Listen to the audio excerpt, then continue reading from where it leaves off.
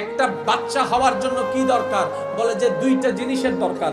আপনি আমি মায়ের পেটে আসছি না, কি হয়েছে? বাবার থেকে কি আসছিলাম? পানি, পানি, শুক্রাণু পানি। আমার ভাইরা বলেছেন না পাক পানি, শুক্রাণু পানি, যেটাকে ডাক্তারি ভাষায় বলা হয় স্পম। ভুল বললাম মনে হয় নাকি? কি?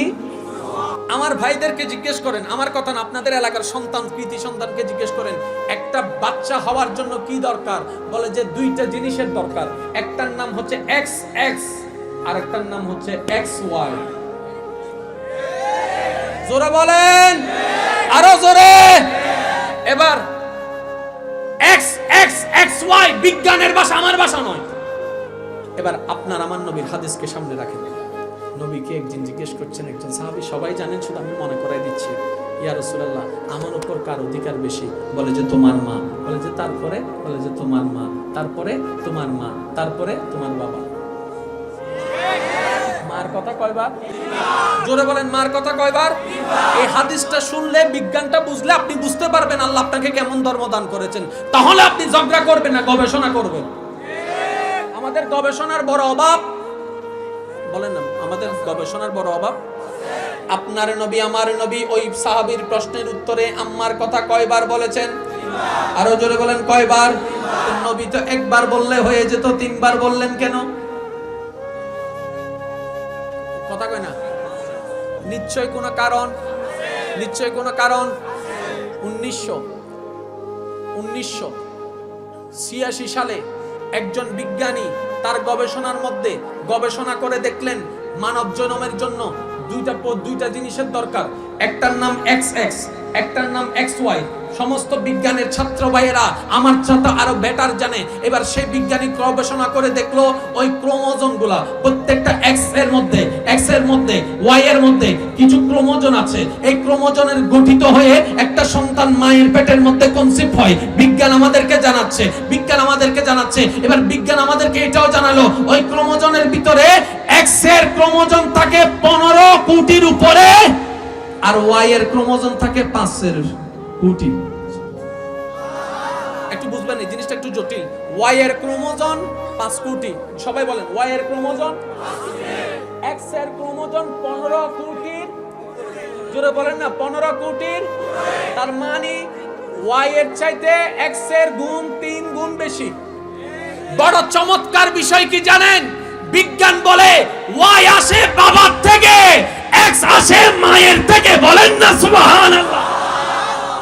এক্স আসে মায়ের থেকে, ওয়াই আসে বাবার থেকে। এবার নবীকে যখন প্রশ্ন করলেন, আমার নবী, আপনার নবী কেমন নবী জানেন? যার বলাটা আল্লাহর হুকুম, যার বসাটা আল্লাহর হুকুম, যার চলাটা আল্লাহর হুকুম, যার তাকানোটা আল্লাহর হুকুম, যার মক্কায় থাকা আল্লাহর হুকুম, যার মদিনায় যাওয়া আল্লাহর হুকুম, যার জিহাদ করা আল্লাহর হুকুম, যার শাদী করা আল্লাহর হুকুম, যার বলাটা আল্লাহর হুকুম, যার মুস্কি হাসি আল্লাহর হুকুম, যার মাফ করে দেওয়া আল্লাহর হুকুম, যার খাওয়ানো আল্লাহর হুকুম, যার প্রত্যেকটা কর্ম হচ্ছে ওমা ইউনতিকু আনিল হাওয়া ইন হুয়া ইল্লা ওয়াহয়ুন ইউহা।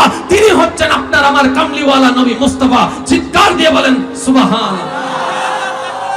এবার যখন প্রশ্নকারী প্রশ্ন করলো, আল্লাহু আকবার, আল্লাহু আকবার। এবার প্রশ্নকারী যখন প্রশ্ন করলো আপনার আমার নবী কি বললেন দেখেন। প্রশ্ন যখন করছে, আল্লাহ বলছেন হাবিব আপনি মায়ের কথা বলেন। হে নবী আপনি মায়ের কথা বলেন, বলল। আবার প্রশ্ন করলো, আল্লাহ পাক বললেন আবারও মায়ের কথা বলেন। আবার প্রশ্ন করলো, বলে যে আবার মায়ের কথা বলেন।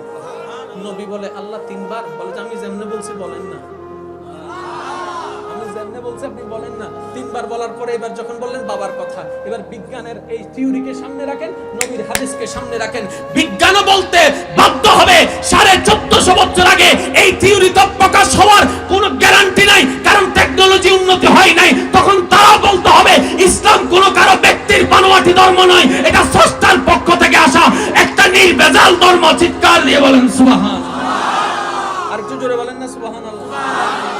এবার আপনি বিজ্ঞান, এবার আমি শেষ একটা কথা বলে আপনাদের থেকে বিদায় নিচ্ছি।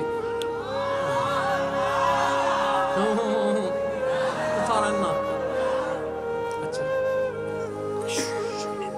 সুফি গোপন কথা। ভাইয়া আপনার নাম কি? সৈয়দ ফারহাদ হোসেন। আপনার বয়স কত? কত কত 24। মরা না জিন্দা? মায়ের পেটে যখন ছিল মরা ছিল না জিন্দা? কতদিন ছিল? 10 মাস মানে 1 বছর। আচ্ছা, এটা ধরছে নি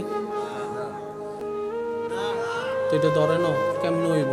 ধরেন কত কত? মায়ের পেটে আসার আগে কোথায় ছিলাম আমরা? বাবার বাবার সবাই সবাই আমরা মায়ের পেটে আসার আগে ছিলাম বাবার ইয়াখরুজু মিন বাইনিস সুলবি ওয়াত তারাই। আমরা সবাই, আমার কথা না, বিজ্ঞান বলছে আমরা সবাই মায়ের পেটে আসার আগে ছিলাম বাবার পিঠে। বাবার পিঠে কয় বছর ছিলেন? কমপক্ষে ধরেন 30 বছর। আচ্ছা ধরেন 20 বছর। কয় বছর? এখন যোগ করেন।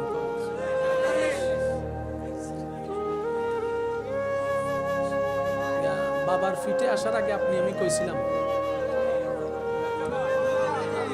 রূহ জগতে। কোন জগতে? মরা না জিন্দা? কয় বছর? কয় হইব 1 লাখ বছর। এখন যোগ করেন।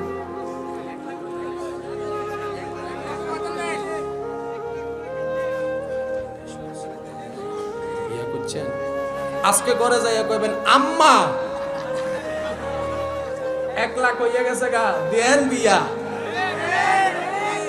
জোরে কয় না? কিরে আমার ভাইয়ের বয়স তো 24, 1,45,000 হলো কিভাবে? আমি বলি ভাই শ্রদ্ধার সাথে 1000 বার দেখেছেন কিন্তু খেয়াল করেন নাই।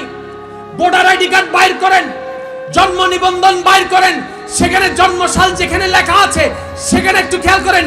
Date of birth, date of birth, not date of life. Date of birth লেখা আছে, date of life লেখা নাই। জন্মের বয়স লেখা আছে, রূহের বয়স লেখা নাই। জন্মের বয়স 24, দুনিয়ার বয়স 24, ওনার রূহের বয়স আসল কত সেটা একমাত্র আল্লাহই ভালো জানে।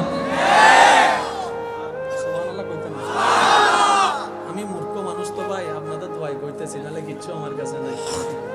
এখন কোন বয়স কত?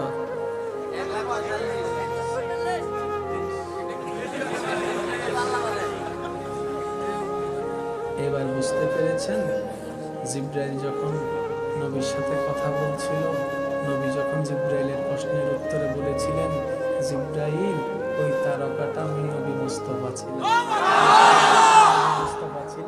ওই হাদিসটাকে রাখেন, বিজ্ঞানকে রাখেন। হাদিস বিজ্ঞান দ্বারা প্রমাণিত, কোরআন বিজ্ঞান দ্বারা প্রমাণিত।